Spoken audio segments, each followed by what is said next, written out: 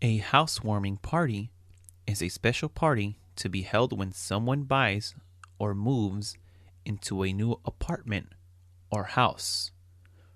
The person or people who bought the property or moved are the ones who throw the party. The party is an opportunity for friends and family to congratulate the person on the new home. It also gives people a chance to see what the new home looks like. It is an opportunity to fill the new space with love and hopefully presents. It is traditional to bring a gift to a housewarming party. Some people register a list of items they want or need for their new home at a local store or stores. Some common items people will put on a gift registry include kitchen tools like knives and items like curtains. Even if there isn't a registry, a good housewarming gift is something to decorate the new house with, like a piece of art or a plant. You can also bring food or drinks to share with the other guests. This is often appreciated since at a housewarming there isn't a lot of food served, usually just appetizers or sandwiches. There are usually no planned activities like games at a housewarming party. The host or hostess of the party will, however, probably give all the guests a tour of their new home. Sometimes, because a housewarming party happens shortly after a person moves into their new home, people may be asked to help unpack boxes. This isn't usual though. Housewarming parties get their name from the fact that a long time ago, people would actually bring firewood to a new home as a gift.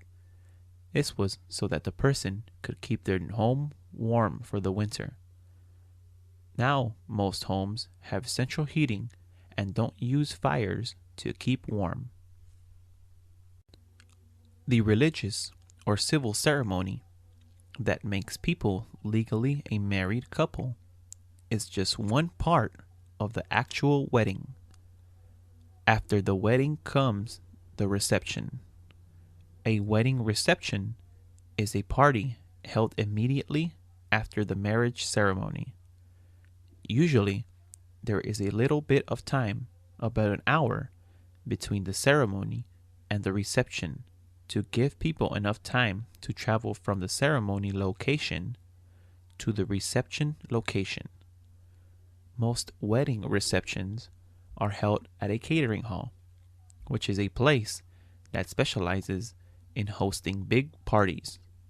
However, wedding receptions can be held in restaurants, parks, and even in museums or zoos.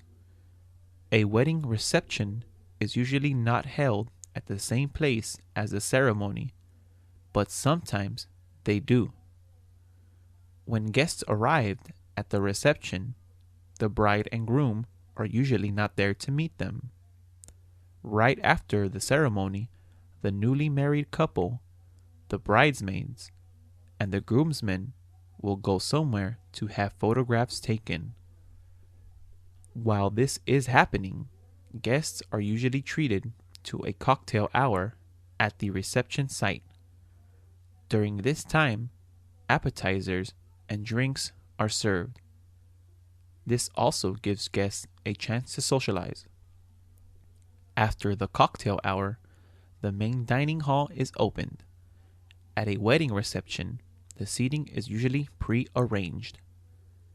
Each guest will receive a card telling him or her where they are expected to sit.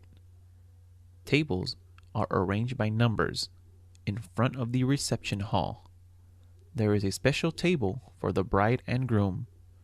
Once everyone is seated, waiters begin to serve salad or bread and drinks.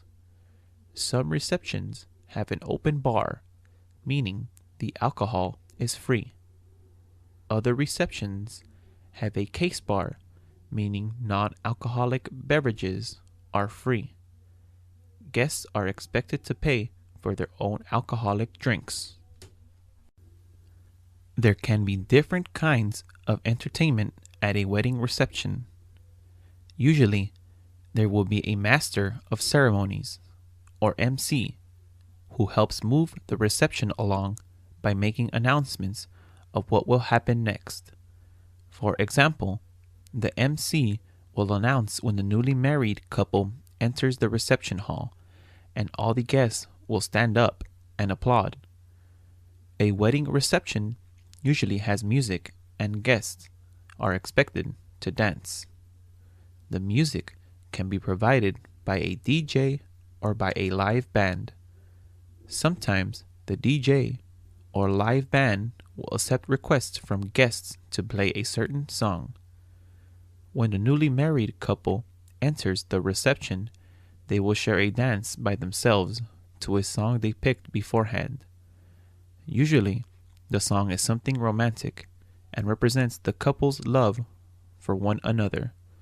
Sometimes, the bride will share a dance with her father, and the groom will share a dance with his mother. After these special dances, the guests are invited to the dance floor. Food at a wedding reception can be buffet style, where everyone serves himself or herself, or it can be a sit-down meal served by waiters. Guests get to choose among a meat, chicken, or fish deal. Guests generally make their choices when they respond to the initial wedding invitations. During a wedding, guests shouldn't expect to spend too much time with the bride and groom. The new couple is usually very busy greeting all of their guests. Sometimes the couple doesn't even get a chance to eat. What almost every newly married couple does get to eat at their wedding reception is the wedding cake. The bride and groom traditionally cut through the wedding cake together and then feed the other person a bite. There are many traditions that U.S. brides and grooms are expected to follow at their wedding. One of the most well-known traditions is for a bride to toss her bridal bouquet to the unmarried female guests attending her reception. According to the tradition, the single woman who catches the bouquet will be the next woman to be married. The flowers thrown may not be actually the same flowers the bride carries down the aisle during the wedding reception. An identical bouquet is created for the bride to toss. This is because many times the bride wants to keep her original bouquet as a remembrance. Many women take the flower toss very seriously. There have been videos documenting how women will sometimes even fight each other for the bridal bouquet. The groom has something to toss at the wedding reception too. One tradition is the groom takes a garter from his new wife's leg and tosses the garter to the unmarried men attending the reception. According to the tradition, the single man who catches the garter will be the next man to get married. Sometimes the groom will remove the garter from his wife's leg with his teeth. At some wedding receptions, the man who catches the garter has to place it on the leg of the woman who catches the bridal bouquet. Some people think this is too sexual and just skip this part. It is the decision of the bride and groom. The bride and groom often toast each other with champagne before the end of the reception. Sometimes a bride and groom will leave the reception before it is over. They go right to the airport to begin their honeymoon, a special vacation celebrating their new life together. Who says adult parties have to be boring? More and more adults are reliving their childhoods or creating memories they didn't have as children by having theme parties for their birthday or other occasions. Theme parties are based on an idea, a television show, a fictional character, or really anything. Sometimes guests are expected to dress according to the theme as well. For example, the toga party is a type of theme party where guests are expected to dress in togas, really just white sheets. Toga parties used to be especially popular among college students. In a masquerade party, everyone wears a mask and has to guess who is behind it. The mystery is part of the fun.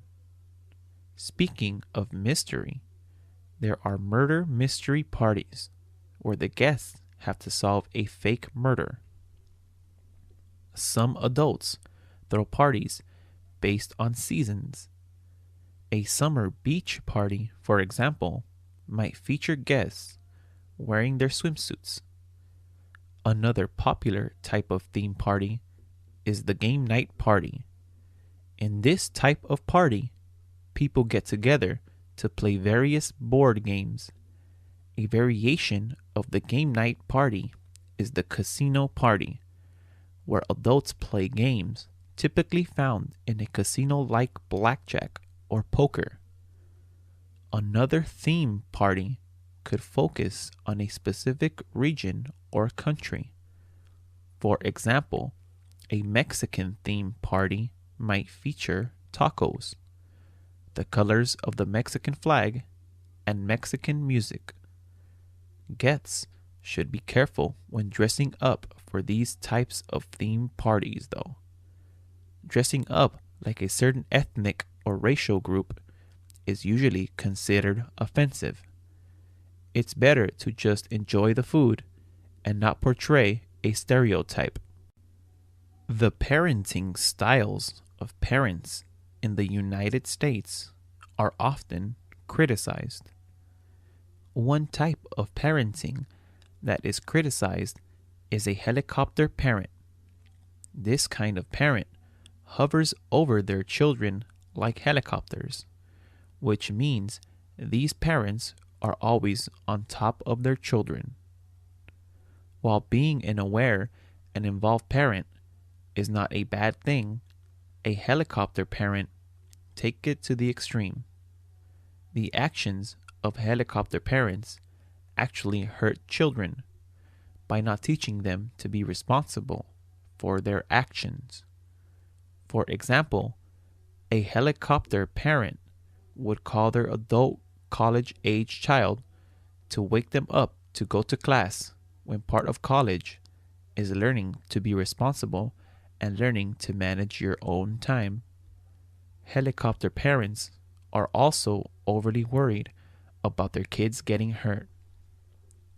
This means helicopter parents hold back their child's natural curiosity. Part of growing up means your kid has to get hurt, physically and emotionally. This is how lessons are learned. Instead, the kids of helicopter parents can grow up to be overly needy, dependent adults. Some people blame the rise of a helicopter parenting on the rise of cell phones. Mobile phones make it easier for parents to track their kids all the time. The opposite of the helicopter mom is the free-range mom. The free-range mom follows a slow parenting style, meaning she lets her kid explore the world at their own pace with little direction. The name free range comes from the idea that kids should have the freedom to explore their world or range in a way that makes sense to them. This often means that free range moms will not schedule activities like extra classes or play dates for their kids. Instead, a free range mom will just let her child play in a park. There is less of an emphasis on things like the latest toys. Having your kid physically attached to you probably doesn't sound like fun, but an American pediatrician, William Sears, promotes a style of parenting that keeps small children as physically attached as possible. This is called attachment parenting.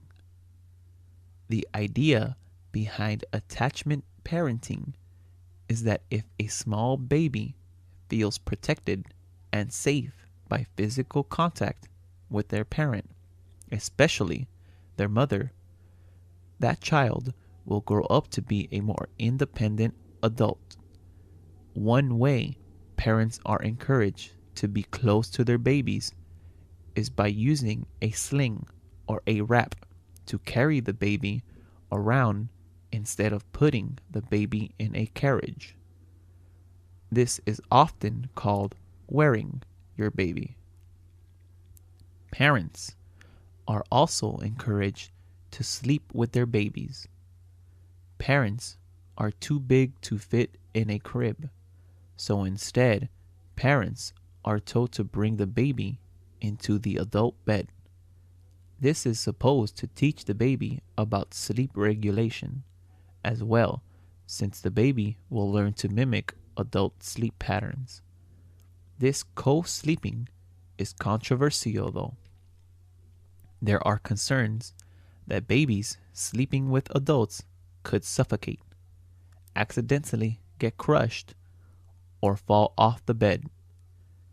There is also concern about sudden infant death syndrome, or SIDS, where babies just suddenly stop breathing. Another marker of attachment parenting is not worrying about spoiling a baby. Many times, parents feel that paying attention to a baby's every cry makes them too needy or spoiled. Attachment parenting feels that every baby's cry should be responded to and that the baby should never be left to cry it out. Instead, the baby should be comforted and crying should be taken as a signal that the baby needs something. Most attachment parents also breastfeed on demand, feeling that not only is this physically healthier for the baby, but also promotes a bond between mother and child. Not all kids' birthday parties in the US are created equal. Sometimes it seems like the birthday parties are about showing off and entertaining the parents of kids in addition to children. Most children's birthday parties are held in the home of the birthday boy or girl. It used to be that children's parties were just for children. Parents would drop their kids off and come back when the party was over to bring them home. Now it is more common for the parents of guests to stay for their party as well. This gives the adults time and space to socialize while the kids play games. Kids and adults don't always have the same tastes in food, so when adults are invited to stay for a child's birthday party, there is usually fancier food for the adults, like cheese, crackers, and fruit platters. Meanwhile, the kids eat hot dogs and potato chips, while the children drink punch, juice, or soda. The parents may be sipping cocktails, beer, or wine. Entertainment for a party of mixed adults and children also goes beyond the usual clown or magician. Sometimes there will be a DJ and the adults will dance. Party games are not just for the kids either. While the children play traditional games like pin the tail on the donkey, the adults may play casino-type games like blackjack or poker. Not everyone likes this trend of adults and children partying together. Some feel that the parties should be kept separate. Some people worry about adults getting drunk in front of the kids. Others worry about kids getting abused by adults they don't know. For others, it is just about allowing a kid to have their special day. There is also a concern that these mixed parties encourage a sense of competition among parents in a community. In the United States, someone legally becomes an adult when they turn 18 years old. At 18, U.S. citizens can vote. They can also serve in the military and go fight in wars for the country. An 18-year-old can also buy cigarettes and other tobacco products. But 18-year-olds cannot buy alcoholic beverages. People in the U.S. need to wait until they are 21 to be able to do that. At age of 18, people can legally live on their own, work, and get married. However, turning 18 doesn't mean everyone is ready to take on adult responsibilities. At the age of 18, most people are just graduating from high school. Many will go to college. Some young people choose to go to college far from their homes and live in dormitories. Others pick a college close to home and stay with their parents to save money. Yet others will choose to live on their own. Legally, a parent does not have to provide for their child when the child turns 18. Some parents in the U.S. take this very seriously and expect their children to move out as soon as they turn 18. Some parents will even forcibly kick their kids out when they turn 18. There tends to be some difference about this depending on if the kid is female or male. It is considered more acceptable for a female to stay living with her parents after her 18th birthday. Many females aren't expected to leave their parents' house until they get married. There is still an expectation for young men, however, to go out and live independent lives as soon as they can. With the economy of the U.S. struggling, some adult children are returning to their parents' home in their 20s and 30s. These are called boomerang kids, since, like a boomerang, they return where they came from. In the United States, the baby boomer generation includes those that were born in the time after World War II. Those babies are now reaching the retirement age. As these adults age, many of their adult children worry about how they would take care of their aging parents. In the United States, it is not common for multiple generations to live under one roof. Once children grow up and get married, they move out, leaving their aging parents to fend for themselves. When these aging parents can no longer take care of themselves because of age or illness, it is not uncommon for adult children in the U.S. to place their elderly parents in a nursing home. A nursing home is a facility that offers care for the elderly and ill 24 hours a day. As the name suggests, nursing homes have medical nurses, doctors, social workers, and therapists to help aging adults deal with the challenges of daily life. Most nursing homes also have social activities for the elderly to engage in and keep active. These activities range from games to dance classes and movie nights. Nursing homes are supposed to provide 3 nutritious meals for their residents. Nursing homes are controversial, however.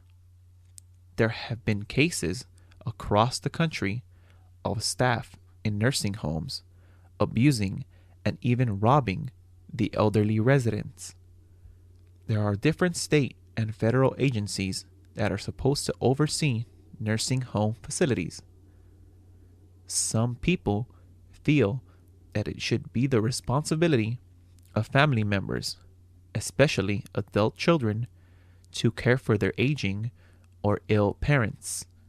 However, many adult children have their own children and families to take care of, and do not have the means to care for their elderly parents. Others worry about medical skills needed if their elderly parents are seriously ill. The stereotype is that Americans are lazy, but studies show that people in the US get less vacation time than people in other parts of the world.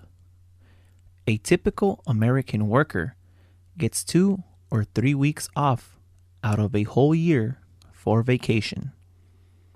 Most US workers cannot take those 2 or 3 weeks consecutively. They usually have to be spread out throughout the year, even when US workers are on vacation. They are often expected to be in communication with their boss. This means checking in via email and mobile phone. Most US businesses do not encourage their employees to take all the vacation days they are entitled to. In fact, most US companies discourage it. Other countries, especially countries in Europe, have much more vacation time. In Germany, many people have 6 weeks of paid vacation. At least 3 of these weeks can be taken consecutively. Maybe this is why Europeans and other travelers vacation in far-off exotic places. Most American families tend to stay closer to home, rarely leaving the country. The difference in the amount of vacation time is legal. Most companies in countries outside the US have to give paid time off to their employees or else pay hefty fines. However, in the US, there is no federal law requiring employers to give workers paid vacation. In fact, the US is the only developed country that doesn't guarantee yearly time off to workers. There have been efforts to pass laws giving US workers 1 week of paid vacation by law, but so far, those efforts have not been successful. Even when US workers do have time off, many are afraid to take it because they worry they may be seen as non-productive workers and lose their job. Other workers worry about going on vacation and having a mountain of work when they return. Camping is a popular way for many people in the United States to spend their vacation. Camping involves people leaving the comfort of their home and driving to spend a few nights or more in the great outdoors. When people camp, they can sleep in a tent, a camper, or if they want to be fancier, they can sleep in a cabin. Many people like to really rough it and use no shelter except for a sleeping bag and sleep under the stars. Some people drive across the US in what is known as a recreational vehicle, or RV, which is a trailer. Inside, there are beds, a tiny bathroom, and a kitchen. There are campgrounds all over the United States.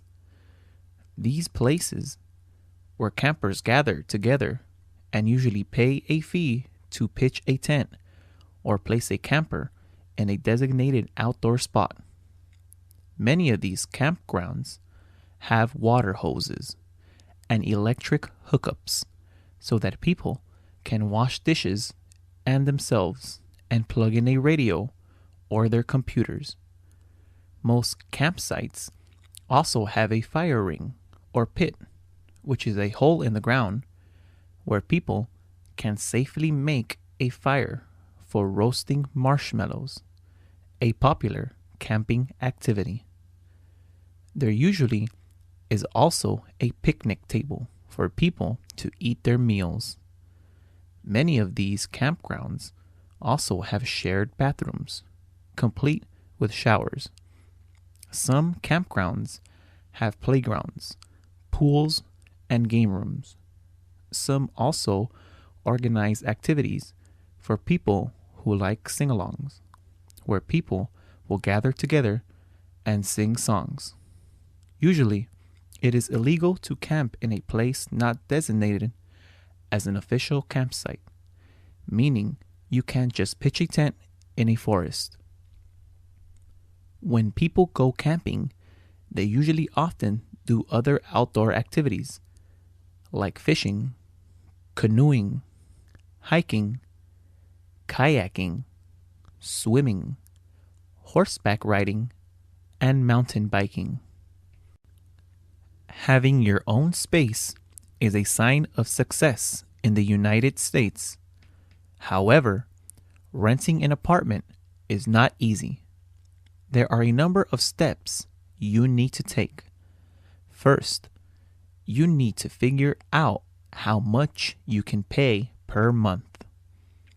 When you first move into a new place, most landlords or property owners expect you, the tenant, to pay a security deposit. A security deposit is the amount of money you pay a landlord, sort of as insurance, that you won't destroy their property while you are living there. Usually, the security deposit is an equal to the amount of 1 month rent. If when you move out, the apartment is in the same condition as when you moved in, the landlord will return your security deposit. If the apartment has any damage whatsoever, including holes in the walls because you hung up posters, the landlord can legally use that money to fix the apartment. Once you know how much you can afford, you can begin looking for apartments for rent. You can look in newspaper or online. Also, walk around a neighborhood you want to live in and be on the lookout for rent signs. There are 2 ways to rent an apartment. Most landlords rent out apartments on an annual basis. This means you will sign a document called a lease, which says you will stay in the property for 1 year and pay rent on a monthly basis. If you decide that you want to break the lease or leave before your year is up, there are usually fines you will have to pay. Another way to rent an apartment is on a month-to-month basis. This means that you pay by month and are not obligated to stay for more than a month at a time. Once you find an apartment you want to rent, you need to contact the landlord, the person who owns the property. Most landlords are not individuals anymore, but rather are companies that own a number of properties. You and the landlord will set a date to view the place you are interested in renting. On that date, you can see the apartment and ask questions. Some landlords will require you to fill out an application. The application will ask questions about your job, salary, and how many people are going to live with you in the apartment. The landlord wants to make sure they have a responsible tenant who will pay rent on time. Some landlords will even ask for references, the names and telephone numbers of people who can verify that you have a job and are a responsible person. Most landlords will also run a credit check. A credit check is your history of paying bills on time. If your potential landlord sees that you owe a lot of money to different companies and don't pay your bills on time, they may not want you as a tenant. If you have bad credit or an unstable work history, you may be required to get a cosigner.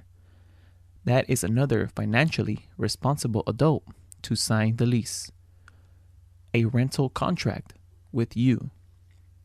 This cosigner is legally responsible for paying the rent if you stop paying. If you cannot afford a full apartment, another option is to rent a room in someone's home. The process to rent a room is like renting an apartment, except you only have a room and usually have to share the bathroom and the kitchen. Most apartments and rooms in the US are unfurnished. You are expected to bring your own furniture, including a bed, a dresser, a sofa, and anything else you need. If you want to rent an apartment, you need to sign a lease, which is a legally binding contract between you and the landlord, the person who owns the property. A lease is usually good for a set time. Some leases are on a month-to-month basis, but most are for a period of 1 year or 2 years. The lease or rental agreement lists out your responsibilities as a tenant and the landlord's responsibilities. The lease will tell you how much the monthly rent is when it is due and how you can pay it. Some landlords will only take a certified check or money order, and others will accept a personal check or cash. If you pay your rent late, there is usually a late fee. The amount of the late fee is also usually in the lease. The lease will also tell you how much the security deposit is. Usually, it is the amount of 1 month's rent. The lease will tell you if you can have pets or not. Many places do not allow pets. If you bring one in anyway, they can fine you or kick you out. If your apartment does allow pets, most likely you would have to pay an extra amount of money called a pet deposit to cover any damages caused by the animal. Other rules that may be included in a lease include whatever you are allowed to smoke inside the property and whether you are allowed to make any changes like paint. Many landlords do not allow you to paint or even make holes in the wall to hang up pictures. A lease is proof that you legally live somewhere. Sometimes you need a lease to show a school that you live within a certain area. Make sure you get a copy of the signed lease from your landlord. When you rent an apartment, you need to check the lease for rules and responsibilities. For example, some landlords do not want you to have guests spend the night. This is because the landlord doesn't know who your guests are. If they damage the apartment in any way, you will be responsible. Also, sometimes a friend who wants to crash on your couch ends up staying for a really long time and ends up becoming another tenant. You are responsible for all the utilities you use while living in a rental apartment. This means you will have to pay for the electricity and gas you use. If the landlord pays for any utilities, it will say so in the lease. Once you move in, you will have to call the electric company and the gas company so they can put accounts in your name. Also, if you want a phone line, cable, or internet, you will have to call those companies and pay for those services yourself, unless the lease says that it is included in your rent. Your landlord is supposed to have access to the apartment you are renting from them. This doesn't mean they can just barge in whenever. It does mean, though, that with notice, the landlord is allowed to come into the apartment during a reasonable time, meaning not in the middle of the night when you are sleeping. During this time, the landlord will inspect the apartment to make sure you are following the rules, and the landlord can also make any necessary repairs. All of this should be written out on the lease. If it is not, do not be afraid to ask the landlord to add that information. It protects both the landlord and you. If you have a low income or elderly or are disabled, there are a number of public housing options in the United States. Public housing options are run by the federal, state, and city government agencies. Living in public housing is often called living in the projects, but this is a negative term based on stereotypes. Not all public housing options mean living in huge rundown buildings with lots of crime. Public housing programs come in all sizes and types. One type is a single-family house. Another type includes living in a high-rise building or apartments in tall buildings. All public housing options are rental options, meaning you do not own the place where you live. Eligibility for public housing is based on a number of factors. One factor is your annual gross income, meaning how much money you will make in a year. Another factor is if you are elderly or have a disability. Another factor taken into consideration is your U.S. citizenship or eligible immigration status. Most public housing options are only available to U.S. citizens or U.S. legal residents. Like with any rental, your references are checked to make sure you and your family will be good tenants. This means looking at your credit history and your criminal record. People with criminal records are usually banned or not allowed to use public housing options. To find out if you are eligible for public housing, you need to visit a government housing assistance office close to you. You can find your local housing assistance office by checking the yellow pages or by looking online. You will have to fill out an application. On the application, you will need to list the names, gender, and date of birth of all people who would be living in the house or apartment.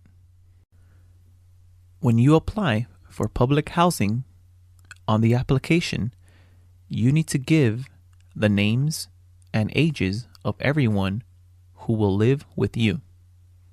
You will also need to give the address of where you currently live and a phone number which you can be contacted with.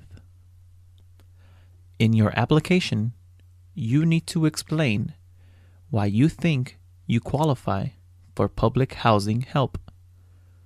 Some reasons can include being a veteran, being poor, or living in bad conditions. Bad conditions can mean that the place you are living now is dangerous, or it can mean that you are in a domestic violence situation. The government will also want to know the name and contact information of your current landlord and any landlords you had in the past.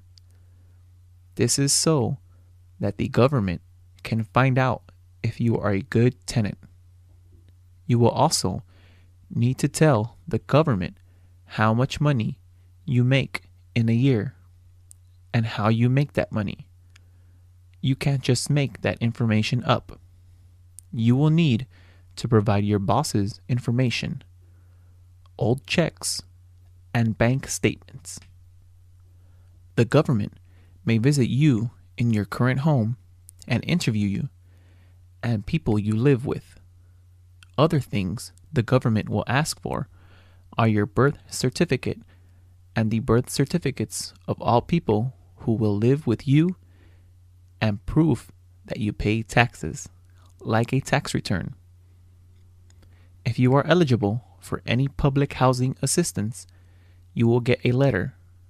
If you're approved, you'll be put on a waiting list.